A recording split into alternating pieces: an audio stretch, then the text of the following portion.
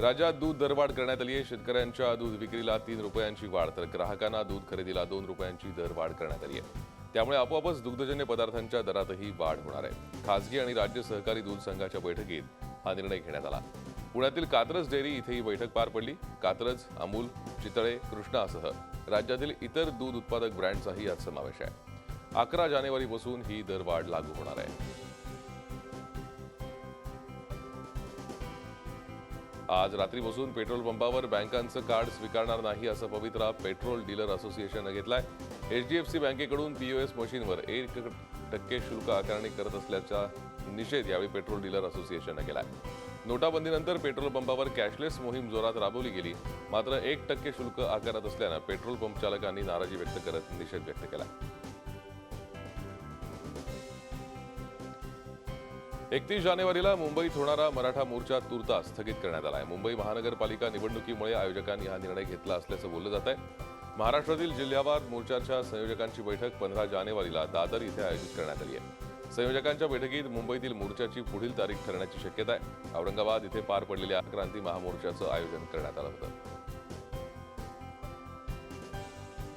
नगरपालिका निवडणुकांच्या शेवटच्या टप्प्यात आज नागपुरात 9 आणि गोंदियातल्या 2 नगरपालिकांमध्ये मतदान घेण्यात आलं।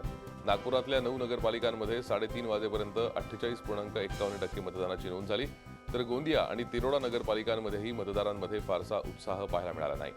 गोंदियात 3:30 वाजेपर्यंत 44.65% तर तिरोड्यात 47.68% मतदानाची नोंद झाली आहे। उद्या सकाळी 10 वाजता सगळ्या ठिकाणी मतमोजणी होणार आहे। सकाळी थंडीचा जोर असल्यानं मतदारांनी घराबाहेर पडायला थोडा वेळ लावला, पण नंतर मात्र मोठ्या संख्येनं मतदार आपला हक्क बजावताना दिसून आले।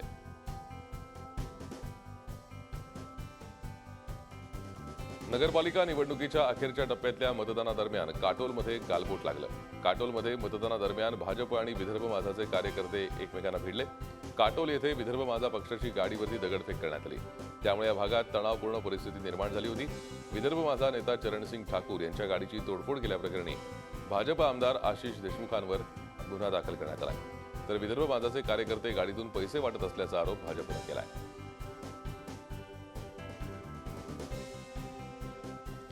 नागपूर जिल्ह्यातल्या 9 नगरपालिकांसाठी तर गोंदिया जिल्ह्यातल्या 2 नगरपालिकांसाठी आज मतदान पार पडलं। अशा प्रकारे विदर्भातल्या एकूण 11 नगरपालिका आणि नगराध्यक्षपदासाठी आज मतदान झालं।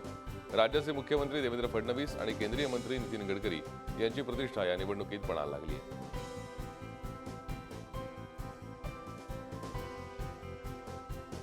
मार्चमध्ये बोर्डाच्या परीक्षा असल्यानं राज्यात महापालिकेच्या निवडणुका फेब्रुवारीतच होतील अशी माहिती मुख्य निवडणूक अधिकारी जयेश सहारिया यांनी नागपुरात दिली आहे। त्यामुळे निवडणुकीची तयारी सुरू करण्याच्या सूचना कलेक्टर आणि मनपा आयुक्तांना देण्यात आल्या आहेत। यंदाच्या निवडणुकीत 2 नव्या संकल्पना अंमलात आणणार असल्याचंही त्यांनी सांगितलंय।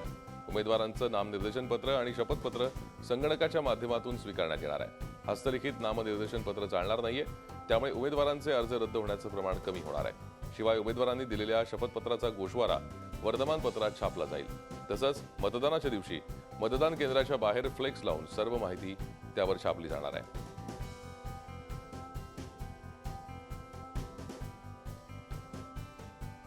उमेदवारांची मदतीसाठी त्यांची सोयीसाठी आपण नामनिर्देशन पत्र व शपथपत्रे संगणकाच्या मदतीने घेणार आहोत। यामुळे जो मला नगरपालिकेच्या निवडणुकांमध्ये दिसून आला की नामनिर्देशन पत्र रिजेक्ट करण्याची त्यामध्ये जो माहिती भरली जाते त्यामध्ये चुका आहे, म्हणून जे रिजेक्ट करण्याची टक्केवारी होती त्यामध्ये कमतरता आलेली आहे। मतदार आहे त्यांना त्यांचे उमेदवारांची माहिती व्हावी यासाठी आपण नगरपालिकामध्ये सुरुवात केलेली आहे की प्रत्येक उमेदवाराने दिलेल्या शपथपत्राच्या गोषवारा त्याच्या जाहिरात वर्तमानपत्रात द्यायचा आहे।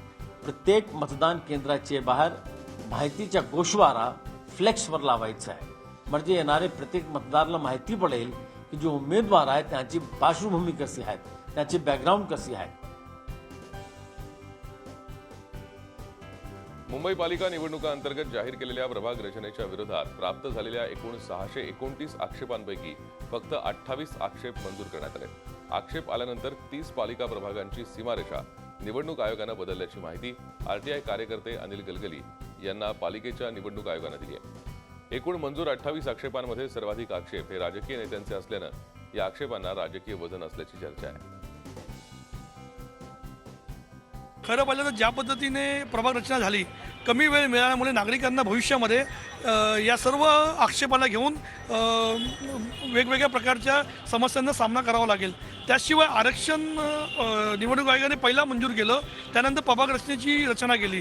खरं पाहिलं तर प्रभाग रचना घोषित झाल्यानंतर आरक्षण अगर त्यांनी डिक्लेअर केलं असतं तर निश्चितपणाने त्याचा लाभ मुंबईकरांना झाला असता. महापालिका निवडणुकीच्या तोंडावर पक्षामध्ये इनकमिंग आणि आउटगोईंगला आता कमालीचा वेग आलाय. आज रविवारचा मुहूर्त साधत नाशिकमध्ये मनसेच्या आणखी एका नगरसेविका सुमन ओहोळ यांनी शिवसेनेत प्रवेश केला. त्यांच्यासोबत इतर पक्षाच्या आजीबाजी नगरसेवकांनीही शिवसेनेचा भगवा खांद्यावर घेतला. त्यात माजी नगरसेवक विजय ओहोळ, अपक्ष नगरसेविका रशिदा शेख, राष्ट्रवादीचे माजी नगरसेवक त्र्यंबक गायकवाड, राष्ट्रवादीचे उपशहर प्रमुख विशाल पवार आणि राष्ट्रवादीचेच शहर सरचिटणीस प्रशांत रखटे तसंच व्यापारी बँक नाशिकचे संचालक श्रीराम गायकवाड यांचा समावेश आहे. उद्धव ठाकरे यांच्यावर नाशिककरांचा विश्वास आहे आणि म्हणूनच लोक पक्षात प्रवेश करतात असं यावेळी सेनेचे अजय चौधरींनी सांगितलं. कालच मनसे सोडून इतर पक्षात गेलेल्या नेत्यांवर नाशिकचे प्रभारी अविनाश अभ्यंकर यांनी जोरदार टीका केली होती. पक्षप्रमुख उद्धवजींवरती प्रचंड विश्वास हा नाशिककरांचा आहे आणि त्यांनी जी भूमिका घेतल्या आहेत वेळोवेळी त्यावर नागरिकांचा, तिथल्या रहिवाशांचा, त्याचबरोबर अनेक पक्षातल्या लोकप्रतिनिधींचा आज साहेबांच्या भूमिकेला पाठिंबा आहे. नगरसेवकांचा भ्रमनिरास झाला आहे मनसेच्या नाशिकमधल्या आणि अजूनही काही नगरसेवक शिवसेनेमध्ये घेण्याच्या प्रतीक्षेत आहेत. परभणीतील काँग्रेसचे जिल्हा परिषद सभापती प्रभाकर जयस्वाल यांच्यासह शेकडो कार्यकर्त्यांनी शिवसेनेत प्रवेश केलाय. मातोश्रीवर जाऊन त्यांनी उद्धव ठाकरे यांच्या हस्ते शिवबंधन बांधून प्रवेश केला. त्यांच्यासोबत तालुक्यातील टाकळी कुंभकर्ण सर्कलमधील सरपंच आणि उपसरपंचांनीही शिवसेनेत प्रवेश केला. यावेळी परभणीचे आमदार राहुल पाटील, संपर्क प्रमुख सुभाष भोयर आणि जिल्हा प्रमुख गंगाप्रसाद आणेराव उपस्थित होते.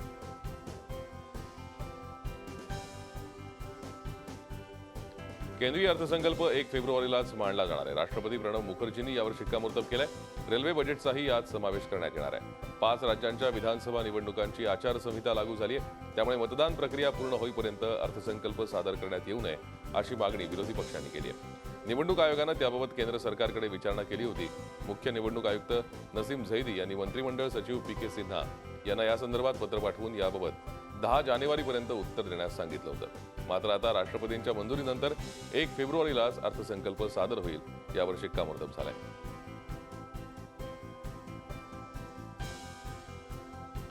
नोटाबंदीच्या माध्यमातून पंतप्रधान नरेंद्र मोदी यांनी सगळा काळा पैसा पांढरा केल्याचा आरोप काँग्रेस नेते कपिल सिब्बल यांनी मुंबईत केला. मात्र यामुळे 90% सभ्य लोकांना त्याचा नाहक त्रास सहन करावा लागल्याची टीकाही त्यांनी केली.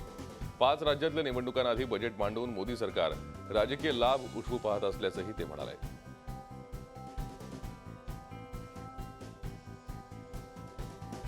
जे नोटाबंदीला विरोध करतायत ते काळ्या पैशाचे राजकीय पुजारी असल्याची खरमरीत टीका आज पंतप्रधान नरेंद्र मोदींनी केली. बंगळुरूमध्ये प्रवासी भारतीय दिवसाच्या उद्घाटनाच्या कार्यक्रमात ते बोलत होते. काळ्या पैशानं आपलं राजकारण, समाज, अर्थव्यवस्था सारं काही पोखरलंय.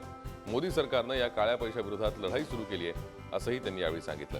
यावेळी बोलताना मोदींनी परदेशस्थ भारतीयांनी देशासाठी केलेल्या योगदानाचा गौरव केला. 3 दिवस चालणाऱ्या प्रवासी भारतीय परिषदेत यंदा बंगळुरूमध्ये आयोजित करण्यात आली आहे. मॉरिशसमधल्या भारतीय वंशाच्या नागरिकांना OCI कार्ड देण्याचा प्रारंभ झाला असून इतर देशातही ही सुविधा लवकरच सुरू होईल असं आश्वासन त्यांनी यावेळी दिलं. ब्लैक मनी के कुछ राजनीतिक पुजारी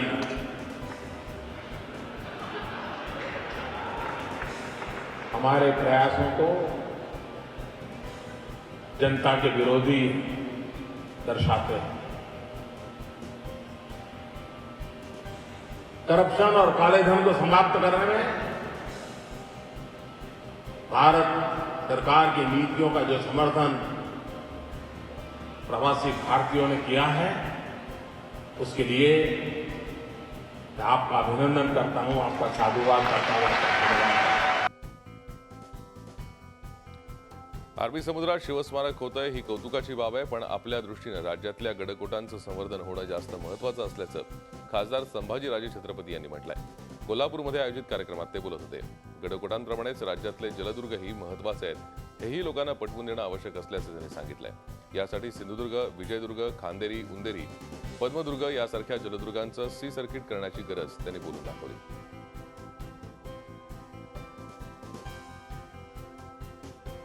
माझा पूर्वीपासून लढा आहे की शिवाजी महाराजांचे किल्ल्यांचं संवर्धन व्हावं. मी तर उलटं म्हटलं होतं की म्हणेन अरबी समुद्रात जे करताय स्मारक ही कौतुकाची बाब आहे, पण त्याचबरोबर किंवा त्याच्यापेक्षा 1% जास्त किल्ल्यांचं संवर्धन होणं गरजेचं आहे.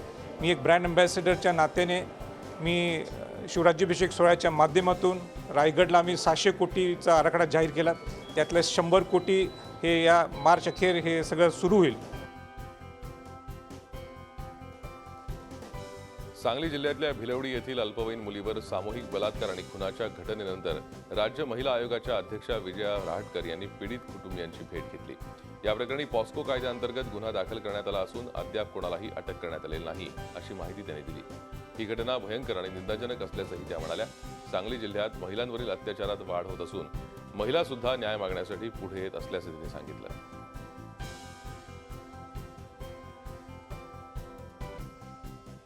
निरपेक्ष सेवा करण्याचा संदेश भगवद्गीता देते. मात्र आता सेवेआधीच जाहिरात करण्याची प्रवृत्ती बळावत चालली असल्याचं निरीक्षण ज्येष्ठ सामाजिक कार्यकर्ते डॉक्टर प्रकाश आमटे यांनी नोंदवलं. पिंपरी चिंचवडमध्ये टाटा मोटर्सच्या वतीनं स्वयंसेवी संस्था आणि स्वयंसेवकांच्या सत्कार समारंभात ते बोलत होते. दरम्यान हिंस्र प्राणी आणि जंगलातले आदिवासी प्रेमानं वागतात, मात्र स्वतःला प्रगत म्हणवणारे रहिवासी हल्ले करतात अशी प्रतिक्रिया प्रकाश आमटेंनी व्यक्त केली. म्हणूनच गेल्या 43 वर्षात आदिवासी वस्तीत आपण एकही बलात्काराची घटना पाहिली नसल्याचं ते म्हणाले.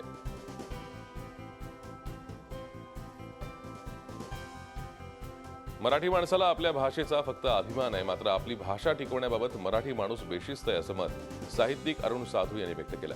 पुढच्या काही शतकांमध्ये मराठी भाषा नष्ट झाली नाही तरी ती बोली भाषा म्हणूनच राहील अशी भीती त्यांनी व्यक्त केली आहे. पुण्यात महाराष्ट्र फाउंडेशनच्या वतीनं आयोजित विविध पुरस्कार वितरण प्रसंगी ते बोलत होते. यावेळी साहित्य क्षेत्रातला जीवन गौरव पुरस्कार अरुण साधू यांना तर समाजसेवेतला जीवन गौरव पुरस्कार हमीद दलवाई यांना मरणोत्तर प्रदान करण्यात आला. ज्येष्ठ पत्रकार रामचंद्र गुहा यांच्या हस्ते या पुरस्कारांचं वितरण झालं. त्याचवेळी अतुल पेठे यांना डॉक्टर नरेंद्र दाभोलकर जीवन गौरव पुरस्कार प्रदान करण्यात आला. ही जगातील भाषा तज्ज्ञांनी शास्त्रीय अभ्यासावर आधारित अनुमान काढला आहे की येत्या 3-4 दशकात जगातील 2/3 भाषा नष्ट होतील. त्यामध्ये मराठी भाषेचा क्रम लागणारच नाही असं नाही, छातीठोकपणे सांगता येणार नाही. याला कारण आजच वेगाने होत असलेला मराठी भाषेचा ऱ्हास. मराठी माणूस हा माय मराठीचे किती गोडवे गात असला आणि मराठीच्या नावे राजकारण करत असला तरी प्रत्यक्षात आपली भाषा टिकवून ठेवण्याच्या बाबतीत अत्यंत बेफिकीर आहे आणि बेशिस्त आहे. धनगर समाजाच्या पहिल्या राज्यस्तरीय साहित्य संमेलनाचं आयोजन सोलापुरात करण्यात आलं. या निमित्तानं शहरातल्या शिवाजी चौक इथून ग्रंथदिंडी काढण्यात आली. या दिंडीत धनगर समाज पारंपरिक वेशभूषेसह मोठ्या संख्येनं सहभागी झाला. चंद्रपूर मार्गे दक्षिणेत जाणाऱ्या ग्रँड ट्रंक रेल्वे मार्गावरची वाहतूक आता पूर्ववत झाली आहे. चंद्रपूर जिल्ह्यातल्या विहीरगाव इथे शुक्रवारी पहाटे मालगाडी रुळावरून घसरली होती. त्यामुळे ग्रँड ट्रंक या मुख्य रेल्वे मार्गावरची वाहतूक पूर्ण ठप्प झाली होती. मात्र 32 तासांच्या अथक प्रयत्नानंतर या मार्गावरचे अप आणि डाऊन दोन्ही मार्ग वाहतुकीसाठी खुले झाले. शिर्डीतला आदिवासी भिल्ल समाज शिर्डी उपविभागीय अधिकारी कार्यालयासमोर गेल्या 2 दिवसांपासून उपोषणाला बसलाय. शिर्डी गावठाण हद्दीतला पालखी रस्ता पिंपळवाडी रोडला जोडण्यासाठी प्रशासन या मार्गावरची घरं पाडतंय. ही कारवाई थांबवण्यासाठी उपोषणाला बसले.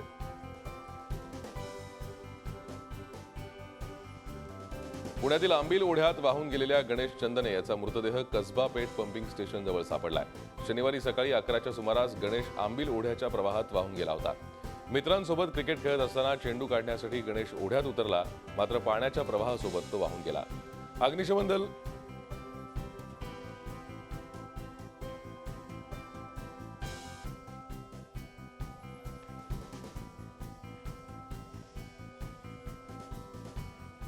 अभिनेते ओमपुरी यांचा अपघाती मृत्यूची नोंद पोलिसांनी केली आहे. ओमपुरी यांचा मृत्यूचा प्राथमिक शवविच्छेदन अहवाल आलाय. त्यात मृत्यूचं नेमकं कारण अजून स्पष्ट झालेलं नाहीये. ओमपुरी यांच्या डोक्याच्या डाव्या भागाला जखम झाल्याचं या अहवालात म्हटलंय. मात्र हृदयविकाराचा तीव्र झटका आल्यानंतर ओमपुरी पडले असतील, त्यामुळे त्यांच्या डोक्याला दुखापत झाली असण्याची शक्यता व्यक्त केली जाते. या प्रकरणी ओमपुरी यांच्याकडे काम करणारा आणि वाहन चालक यांचे जबाब पोलिसांनी नोंदवून घेतले. चिपळूणमध्ये रक्तचंदनाचं जणू घबाडच सापडतंय. शनिवारी चिपळूणच्या गोवळकोट इथे पुन्हा टाकलेल्या धाडीत 100 नग रक्तचंदन सापडलंय. चिपळूण वनविभाग आणि पोलीस यांनी संयुक्तपणे केलेल्या कारवाईत सुमारे 60 लाख किमतीचं रक्तचंदन जप्त केलंय. या आधी टाकलेल्या धाडीत 10 कोटी रुपयांचं रक्तचंदन सापडलं होतं. आज गोवळकोट येथे पुन्हा टाकलेल्या धाडीत रक्तचंदन सापडलंय. हा पूर्ण साठा एका जागेत झाकून ठेवण्यात आला होता. आणखी काही ठिकाणी रक्तचंदन असण्याची शक्यता वनविभागानं वर्तवली आहे. पनवेलमधील कामोठे हे शहर झपाट्यानं वाढत आहे. मात्र शहरात कायदा आणि सुव्यवस्था राहावी या उद्देशानं इथं लावण्यात आलेले सीसीटीव्ही बंद असल्याचं समोर आलंय. गुन्हेगार आणि गुन्हेगारी घटनांवर लक्ष ठेवण्यासाठी इथे सीसीटीव्ही लावण्याची मागणी पोलिसांनी केली होती. त्यानुसार कामोठे ग्रामपंचायतीनं शहरात सीसीटीव्ही बसवले सुद्धा. मात्र या सीसीटीव्हीचं योग्यरित्या मेंटेनन्स केलं नसल्यानं ते बंद झाले. नुकतंच एका बांधकाम व्यावसायिकाला कामोठेत लुटण्यात आलं. मात्र सीसीटीव्ही बंद असल्यानं गुन्हेगारांचा शोध घेण्यात मोठ्या अडचणी निर्माण होत आहेत. ग्रामपंचायतीनं लावलेले सीसीटीव्ही बंद असल्यानं आता सिडको या ठिकाणी सीसीटीव्ही बसवणार असून त्याची संख्या 900हून अधिक असणार आहे. कामोठेत असे सीसीटीव्ही बसवण्यात येत असून 2017 मध्ये त्याचं काम पूर्ण होणार आहे. की नाही हे बघणं पण तेवढं महत्त्वाचं होतं, पण ते ग्रामपंचायतीने केलं नाही. आणि ग्रामपंचायतीनंतर सिडकोने पण ते काम हातात घेतलं होतं सीसीटीव्ही कॅमेरे बसवण्याचं. पण त्यांनी त्याच्याकडे म्हणजे फक्त त्यांनी आपलं टार्गेट पूर्ण करण्याचा प्रयत्न केलेला. सुरक्षिततेच्या दृष्टिकोनातून त्या कॅमेऱ्याची निगा राखणं किंवा त्याचं रेकॉर्डिंग होतं की नाही ते दुरुस्त. 2 दुचाकींची समोरासमोर धडक झाल्यानं 4 जण जागीच ठार झालेत. प्रत्येक दुचाकीवर 3 जण होते. त्यापैकी 2 जण जखमी आहेत. एकाची प्रकृती गंभीर आहे. मांडावा विरुळ मार्गावर हा अपघात झालाय. दोन्ही गाड्यांची समोरासमोर जोरदार धडक झाली.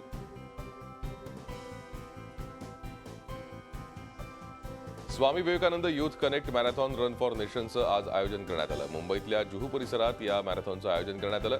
या मॅरेथॉनचं हे 8वं वर्ष आहे. यात 2, 5 आणि 12 किलोमीटरच्या स्पर्धेचं आयोजन करण्यात आलं.